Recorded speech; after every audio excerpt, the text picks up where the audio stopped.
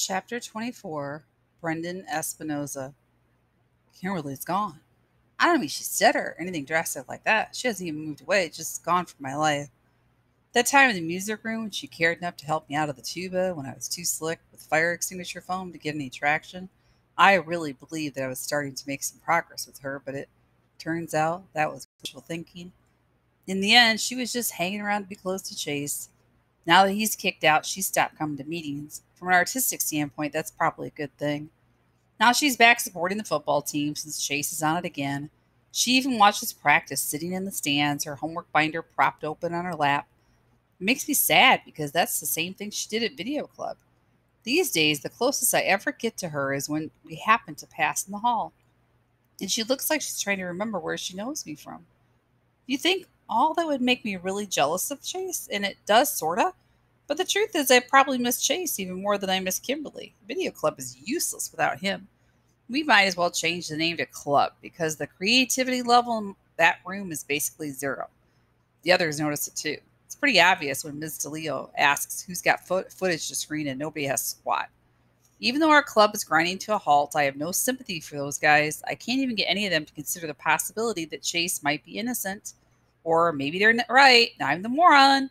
Chase didn't hesitate to lie about what happened in the music room and blame everything on our electrical cables, whatever he did or didn't do to Joel and one man band.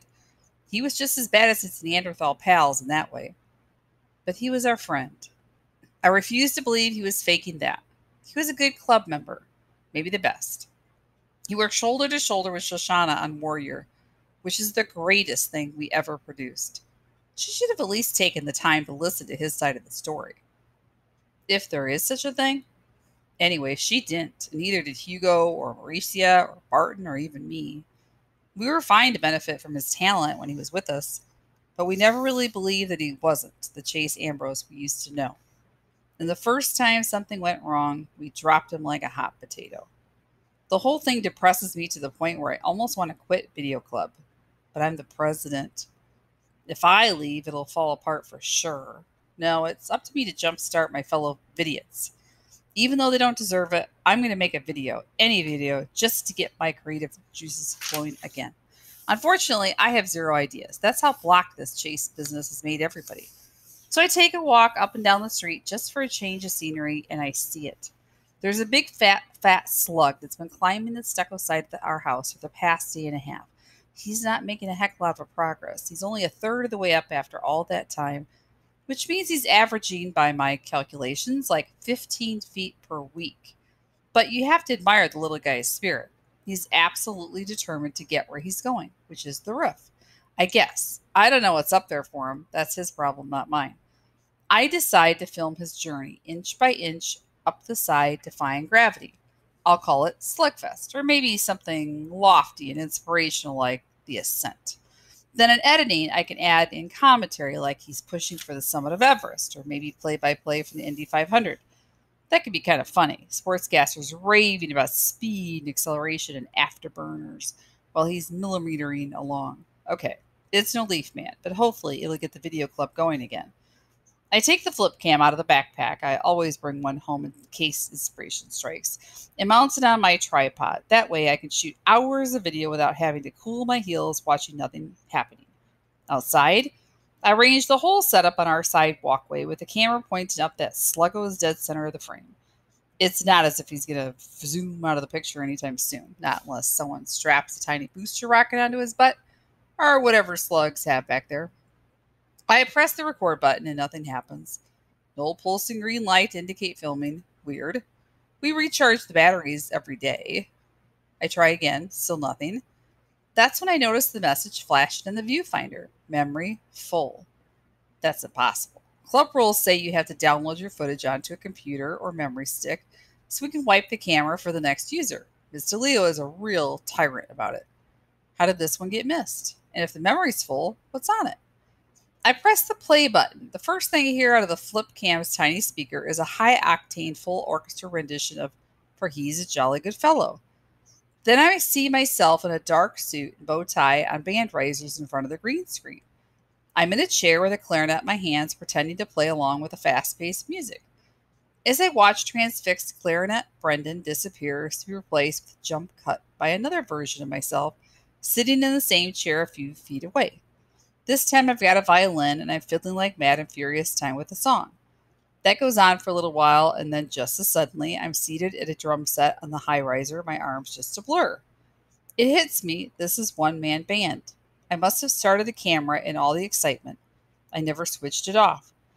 Come to think of it, I never turned in the camera that afternoon. Kimberly did it for me while I was in the bathroom, trying to clean up my suit, which was hemorrhaging shoe polish all over the school. And Kimberly, being Kimberly, she didn't know the rule about wiping the memory. She just put the camera back on the shelf.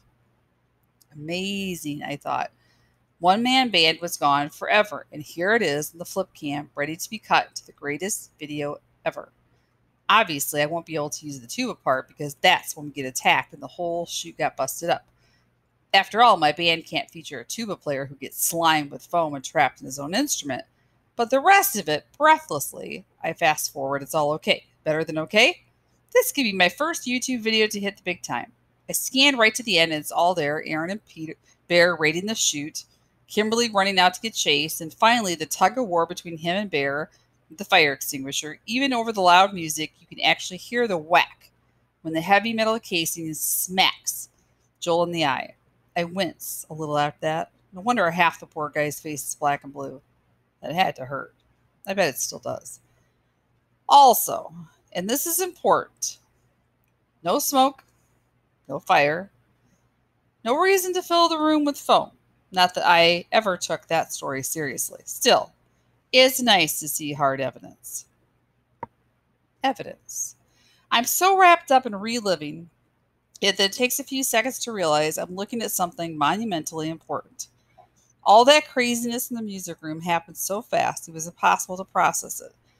But here's a visual record that I can watch over and over again to catch every detail. So I back up the clip to the moment Chase bursts onto the scene and run it in super slow-mo. He looks shocked. If he planned this, he has to be the greatest actor in the world. When Bear hands him the fire extinguisher, he takes it, but he just stands there, holding it, as if he has no idea what it is or why he has it. He never fires it or even holds it upright. It's like he's in a daze until Bear tries to grab the thing back. Then Chase wakes up and the struggle is on to keep it away from Bear.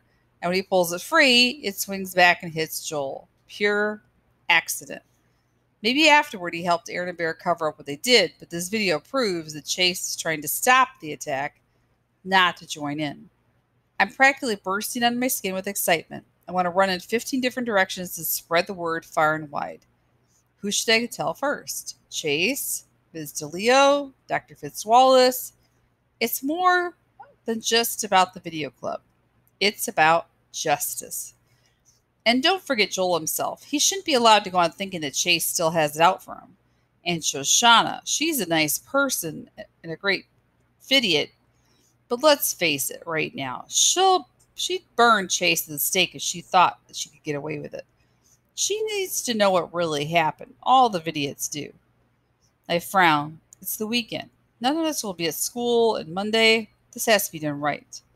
The school can wait, but the video club should see the footage. It's more than just an evidence. It'll be nothing less than a demonstration of the power of the moving image to change hearts and minds. Who better than the president of the video club to make it happen? I take out my phone and compose a text to Chase. Shoshana and Joel, urgent. Come to my house at 10 a.m. tomorrow. There's something important that you have to see. P.S. I'm not trying to rope you into helping with another YouTube video. After some agonized soul searching, I send the same text to Kimberly, but add a line that says, P.S. Chase is going to be there. Okay, I want to see her again. Sue me.